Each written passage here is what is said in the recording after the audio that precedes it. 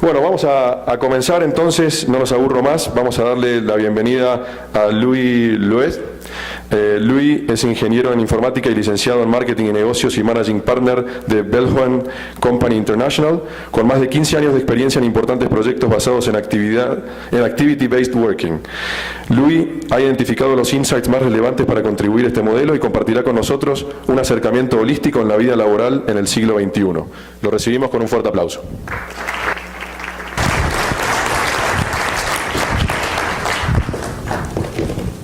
Muchas gracias. Buenos días a Bogotá. Mi presentación será en inglés, pero quería decir buenos días en español. I'm going to talk to you about new ways of working. I'll just briefly present our company.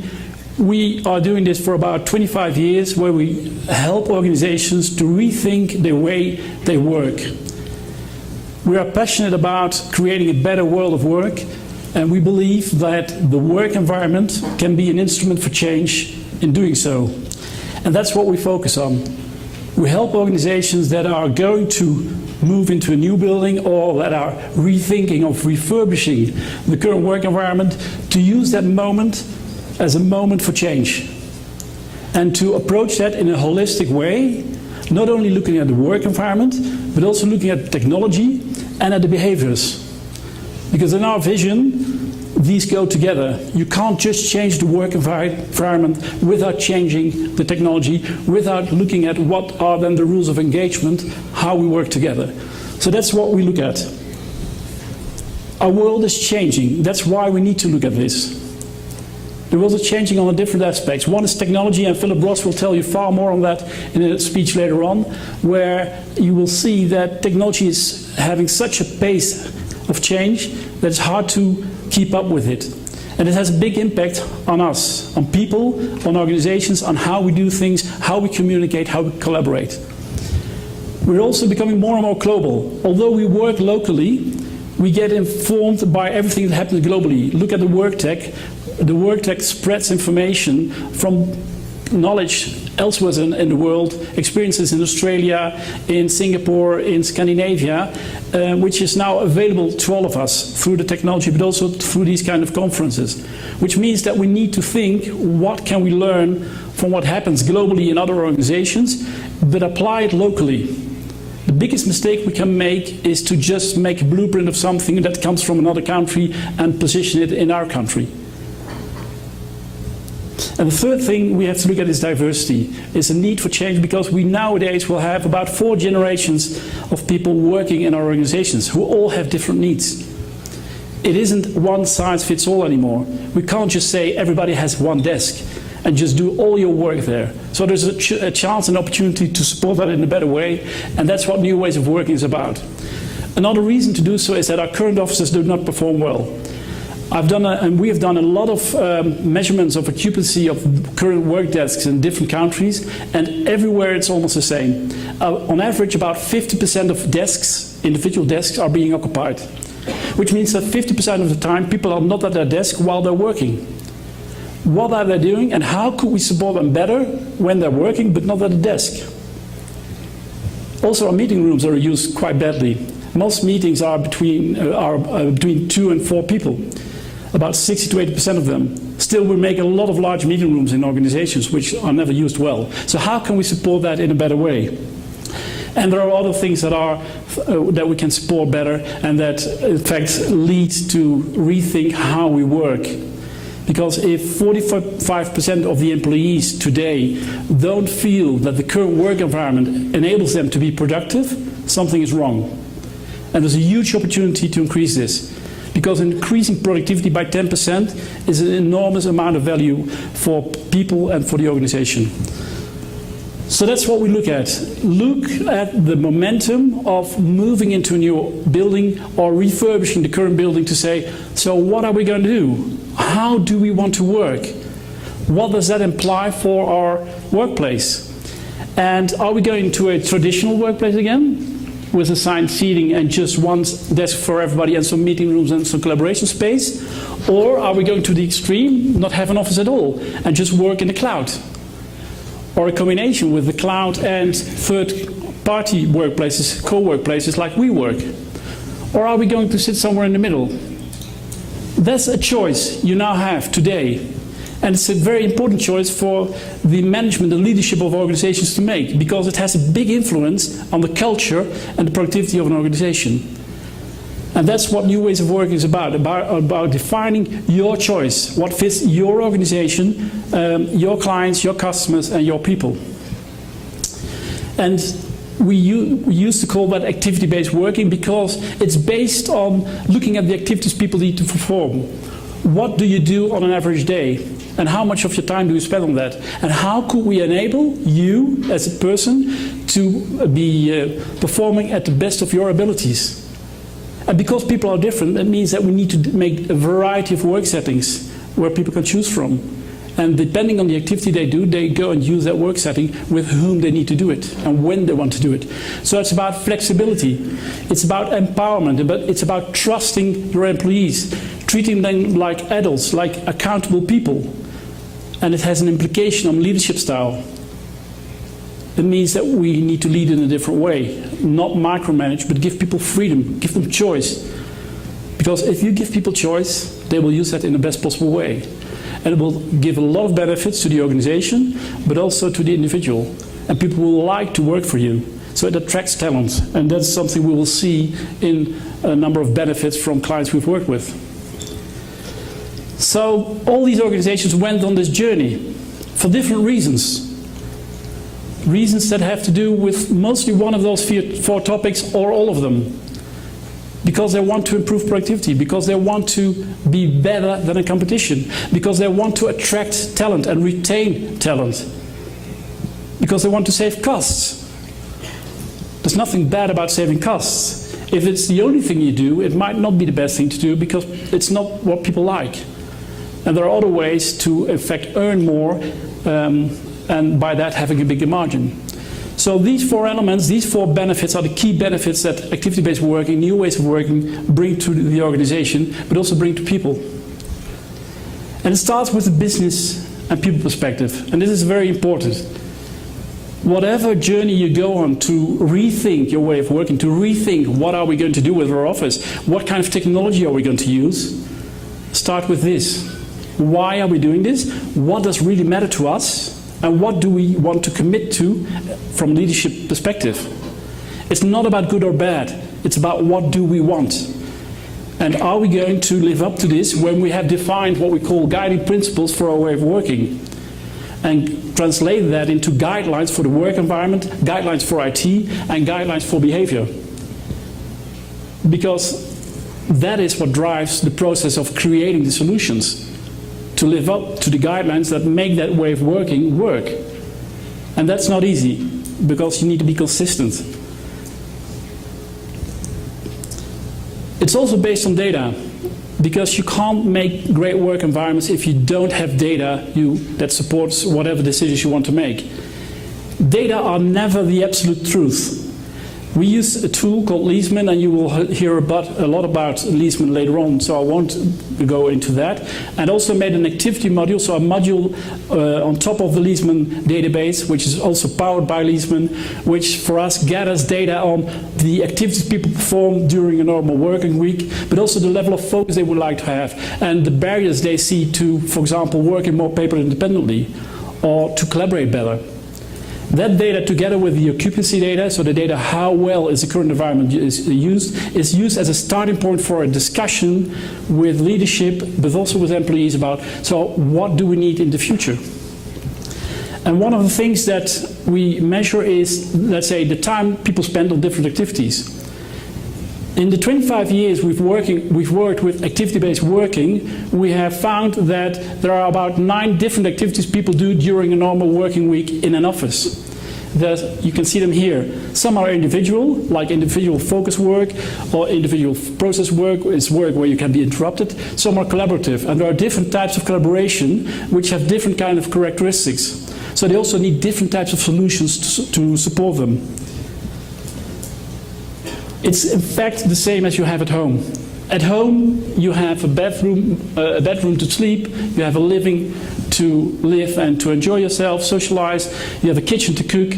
You have a study perhaps to work and study. And sometimes you will study in the living room. And sometimes you will even sleep on the couch. But still, it's kind of the same principle.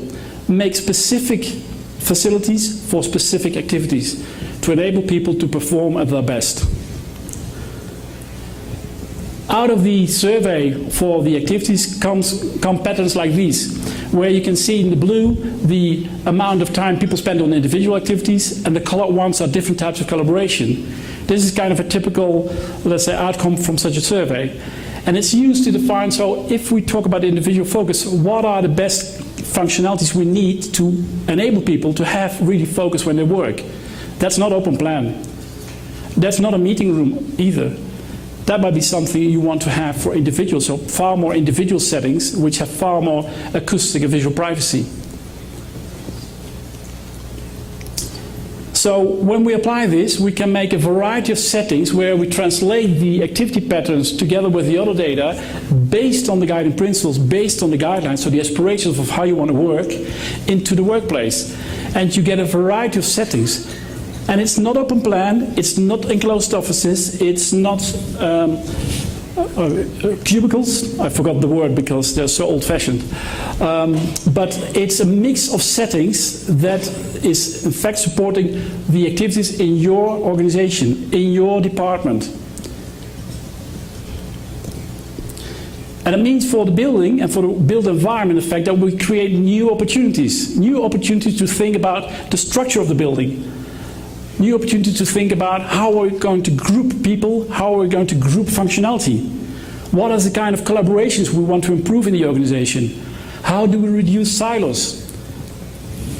So we create completely new shapes of space where we can base that on different things like the activities, but also the emotions and also the behaviors we want to enable for people. So that's one thing on the physical environment, but it doesn't come along with the physical environment, because the physical environment is very much influenced by the digital and technology. The variety of settings is something like this. This is an example from a project in Australia, in fact it's New Zealand, for a bank, where they created this slide to show their people the variety of settings they will offer them in terms of settings from high focus to low focus, and settings for working alone or together. And that's a completely new kind of variety than you have in traditional offices. The amount of them and the grouping of them is another part of the process. So when we've done all this, we look at technology. And it's not that technology is just defining some solutions in parallel. No, they have to be integrated with the way of working. Because whatever solutions we come up with technology, they have a big impact in how we do things, when we do them, and with who we do them. We need skills for that. We need knowledge, but also we need some rules of engagement. Because if we all use tools in a different way, we're not collaborating. And a lot of organizations have, for example, tools from Microsoft and Outlook and SharePoint, but they use perhaps 10% of what the tools can really bring to the organization. Because they're not introduced, they're just thrown over the wall, like, here's new technology, just use it. Well, that's not how it works anymore today. You really have to discuss in teams and also within the organization, but how do we want to collaborate?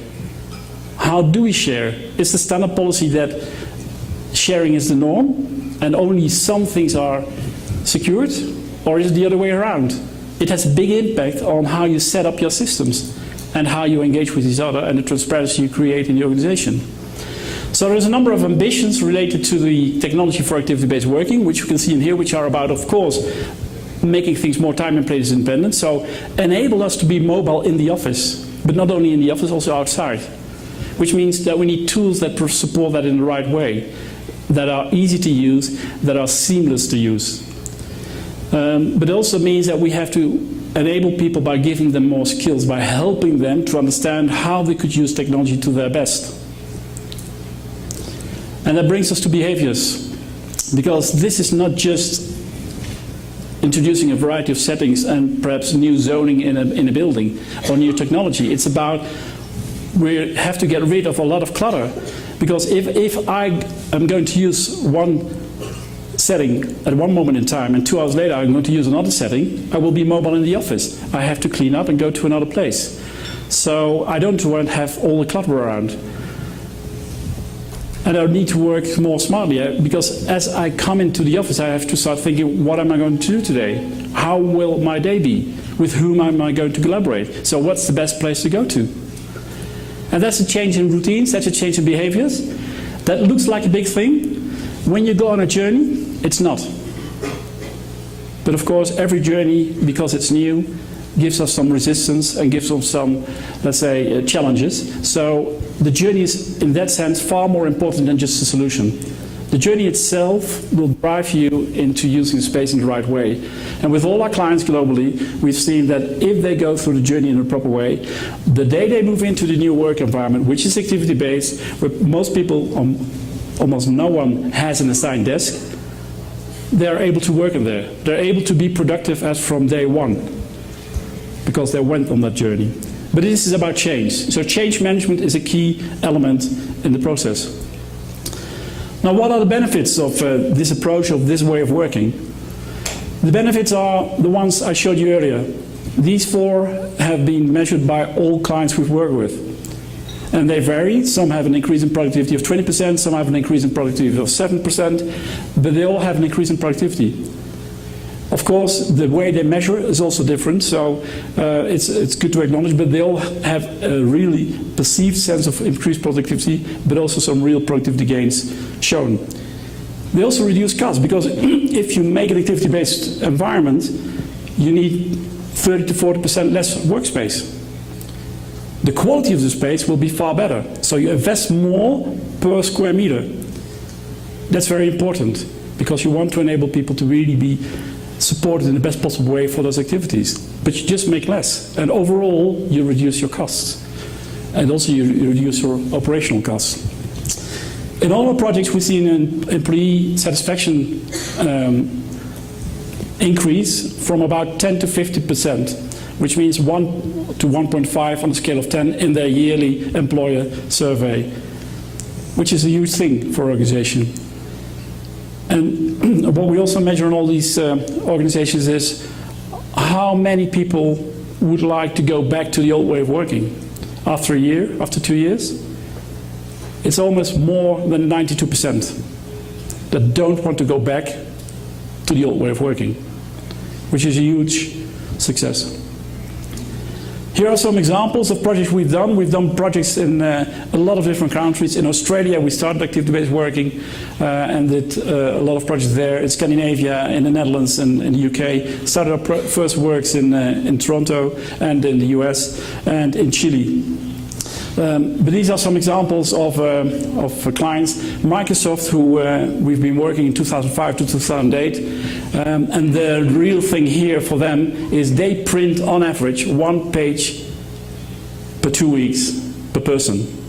They've got a building for 1,100 people, and that building, they have 3 multifunctional printers for 1,100 people.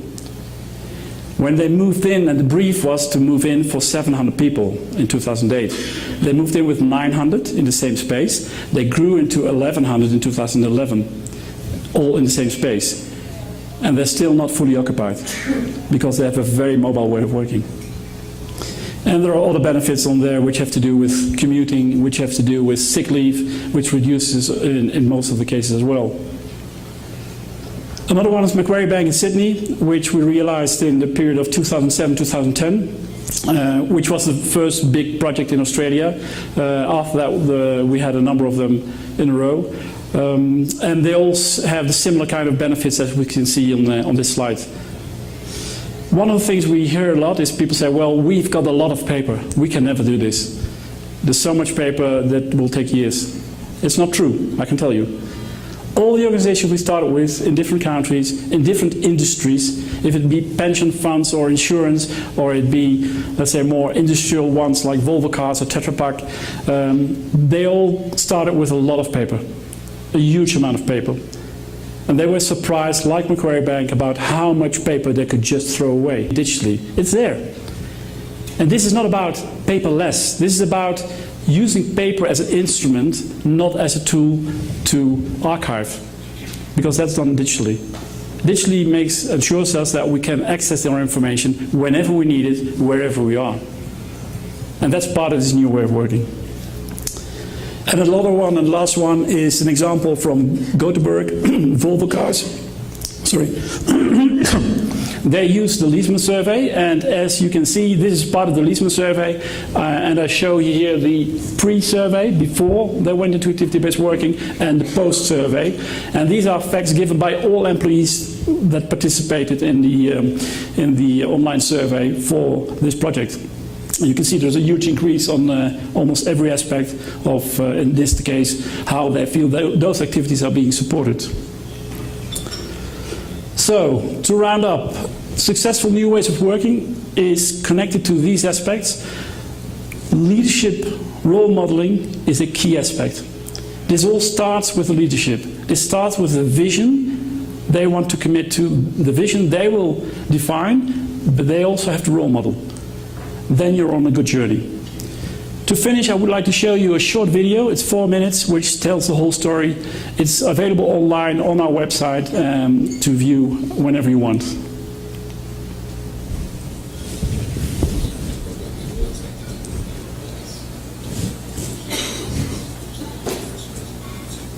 Can you put the sound on? From the video.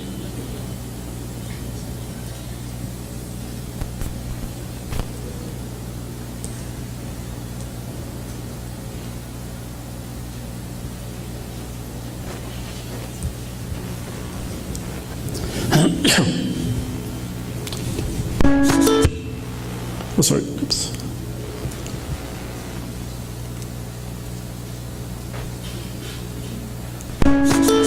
Do you remember when we were all expected to work in one place? In huge offices, which took long and frustrating commutes to reach? Sitting down all day, emailing colleagues on the other side of the world, or a few desks away, under the watchful eye of your manager?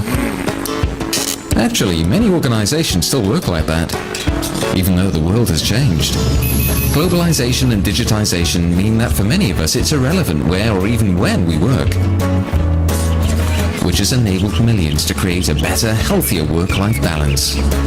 That's a fundamental change. Ever since the Industrial Revolution, we've grown used to the idea that work and private life are two completely different worlds, that work meant a factory or office away from home. The information revolution, in a way, is reversing that. It's also having a massive impact on the nature of our work.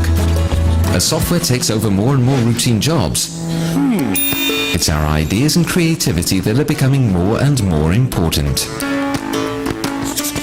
In response to these changes, organizations are becoming more flexible and less hierarchical. But most offices still look as if success depends on the number of staff and their physical presence, rather than on their quality, creativity, and commitment. What's needed is a workplace tailored to the actual needs of people and the organization they work for. Activity-based working. To understand this concept, let's first agree on what it isn't. For example, it's not the same as trendy new office space. It's not the same as getting as many people as possible to work from home. Activity-based working is about you and your colleagues. It's about organizing your work in a more productive and enjoyable way. Creating the best circumstances for each activity, whether it's developing ideas, delivering content, or sharing knowledge. And yes, of course, that has implications for our physical workplace. It means that you need a range of dedicated facilities for specific activities. You also need an effective virtual working environment, instant access to all the information you need, wherever you are, tools to collaborate with colleagues, wherever they are. But perhaps most crucially, you need an organizational culture built on trust, empowerment, a shared sense of responsibility. And everybody, including managers, needs to be fully committed to this new way of working.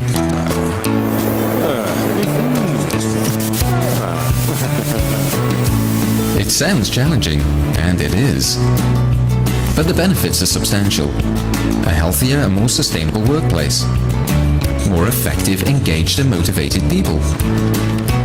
better collaboration, which means better ideas and more efficient decision making, which in turn will lead to faster problem solving and more satisfied customers. And yes, let's not forget, activity-based working can boost productivity and save costs. But only when it's approached in the right way. After all, there's no universal blueprint for activity-based working. It all starts with an organization's vision, values, and strategy. And finding the best mix of physical settings, digital tools, and attitudes to support it. So tell me, how are you going to make this work for you?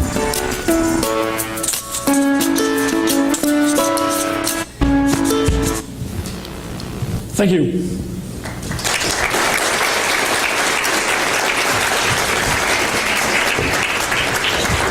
Thank you, Louis. Tenemos un tiempo para algunas preguntas. Si alguien tiene alguna pregunta para Louis. Sí.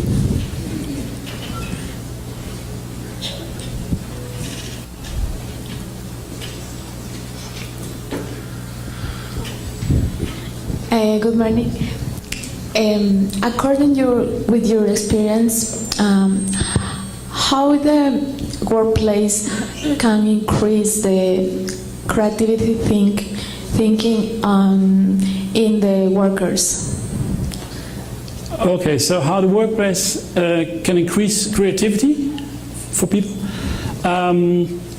Very good question. It's one of the things that people need to be creative is to be in different environments. The workplace normally is quite a dull environment, not inspiring, only desks, meeting rooms, and those kind of stuff. So creating an environment that really has different ambiances can trigger creativity, but also, and that's even more important, to meet other people.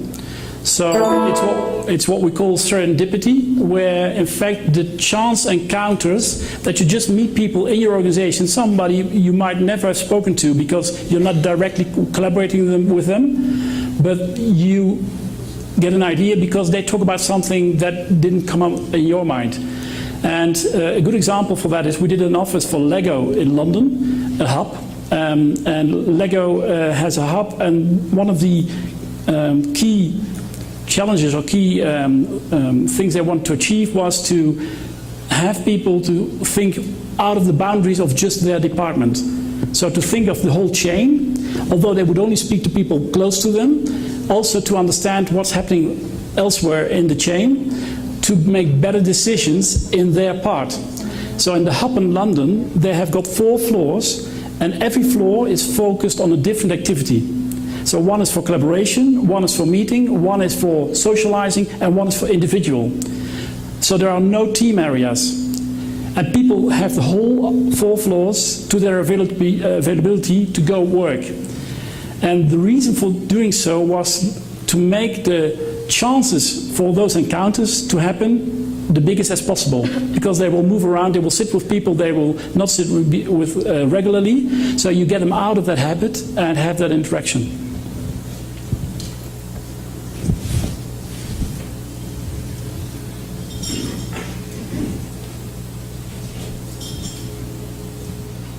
Gracias. Me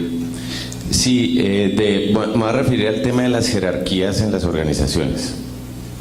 Basado en su experiencia y en las tendencias actuales, ¿cómo se están diseñando los espacios físicos de los directivos de las organizaciones en los nuevos ambientes de trabajo?